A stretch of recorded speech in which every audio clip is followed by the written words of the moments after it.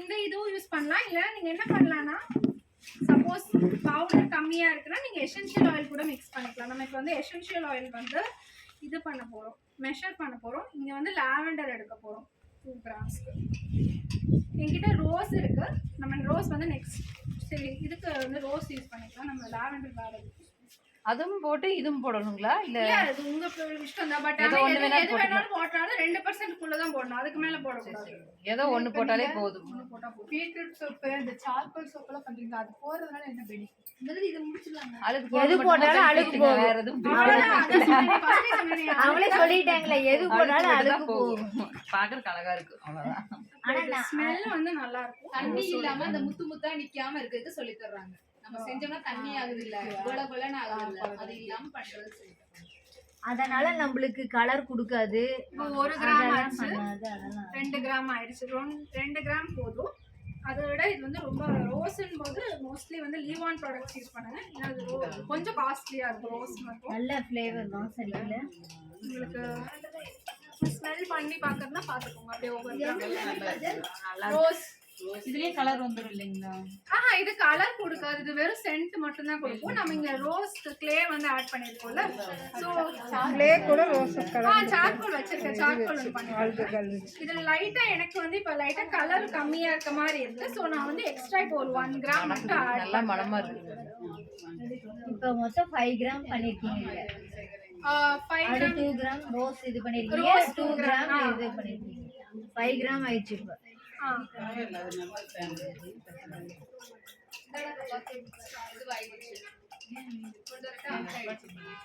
Melt ஆயிடுச்சுங்களா?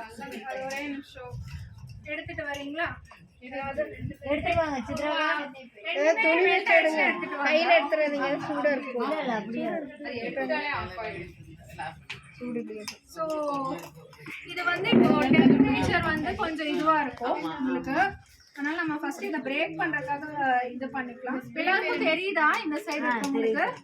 So isopropyl ஆல்கஹால்னு சொல்லுவாங்க. So இப்போ நம்ம என்ன பண்ண போறோம்னா இதுல டக்குன்னு சார்கோல் ஆட் பண்ண போறோம். கொட்டிடுச்சு. இந்த சார்கோல் வந்து மெஷர் பண்ண வேண்டாம், கொஞ்சமா போட்டா போதும். உங்களுக்கு தெரியுதா?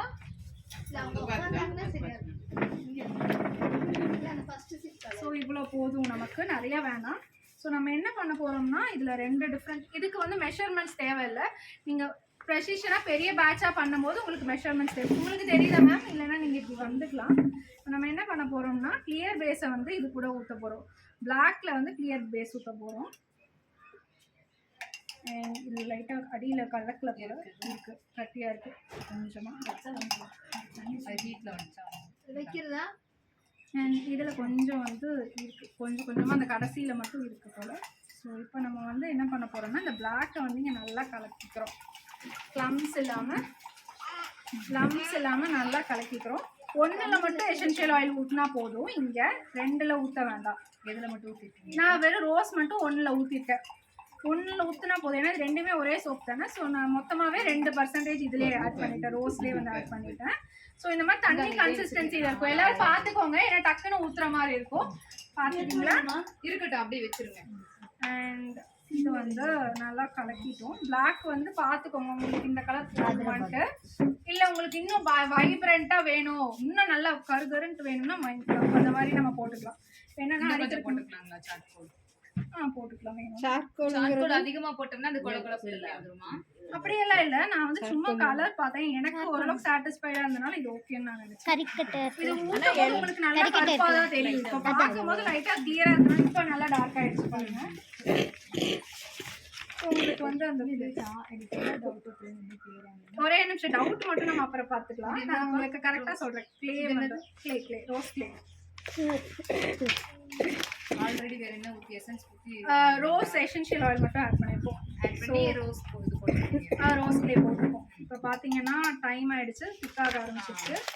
நம்ம இதை வந்து ஸ்ப்ரே பண்ணிட்டு இப்போ நான் வந்து ஃபர்ஸ்ட் வந்து உங்களுக்கு வந்து ஸ்விர்லிங்னா 2 கலர் எப்படி மிக்ஸ் பண்றது அப்படின்ட்டு ஒரு இது காட்டுறேன். இந்த மாதிரி கொஞ்சம் இது ஊற்றா அதை கொஞ்சம் இது வந்து நம்ம மோல்டில் பண்ணும்போது நல்லா டிசைனாக பண்ணலாம். இல்லை சிங்கிள் மோல்டுன் போது உங்களுக்கு அவ்வளோ பெருசாக தெரியாது. இந்த மாதிரி பேக்கப் பண்ணுறோம். மாதிரி பண்ணலாம். இதில் உங்களுக்கு வந்து உங்களோட கலர் க்ரியேட்டிவிட்டி தான். இந்த மாதிரி நம்ம டிஃப்ரெண்ட்டாக பண்ணுறது, எப்படி பண்ணுறது அப்படின்ட்டு. இது தனியா வேணாலும் ஒண்ணு தனித்தனியா அப்படியே ஊற்றிக்கலாம் உங்களுக்கு தனியாக வேணும்னாலும். இது வந்து கலர்ஸ் வந்து கான்ட்ராஸ்டாக இருக்கும், பார்க்க அழகாக இருக்கும்.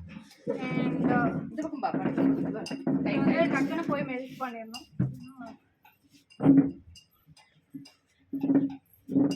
இப்போ பார்த்தீங்கன்னா இது கெட்டி ஆயிடுச்சு. ஸோ நம்ம என்ன பண்ணோம்னா டக்குன்னு ஸ்ப்ரே அடிச்சு வாய்க்கு திறந்துட்டு இருக்காதடா. அப்போ ஸ்ப்ரே அடிச்சிட்டோம். ஸோ இப்போதைக்கு வந்து இதை நம்ம வந்து திருப்பி போயிட்டு ஹீட் பண்ணிக்கலாம். ஸ்கூப் அப் மட்டும் பண்ணிக்கலாம். இது இப்படி எடுத்தீங்கன்னா இப்படி வரும். அப்படியே பேஸ் இப்படிங்கிறதுக்குள்ள சரி. ஆமாம், அந்த டைம் பார்த்தீங்கன்னா கொஞ்சம் இதுவாக இருக்கும். இப்போ நம்ம கொஞ்சம் இதில் வந்து பேஸ் ஆட் பண்ணிவிட்டு நெக்ஸ்ட் இது பண்ணிக்கலாம். இது வெறுமா சூட் பண்ண முடியாதுமா, அது வரட்டும். அதில் ஊற்றிட்டு யாழெல்லாம் பண்ணிக்கலாம். ஸோ இதில் வந்துட்டு கொஞ்சம் பேஸ் போட்டுட்டு அதுக்கப்புறம் பண்ணிக்கலாம். இதில் கொஞ்சம் பேஸ் ஆட் பண்ணிக்கலாம்.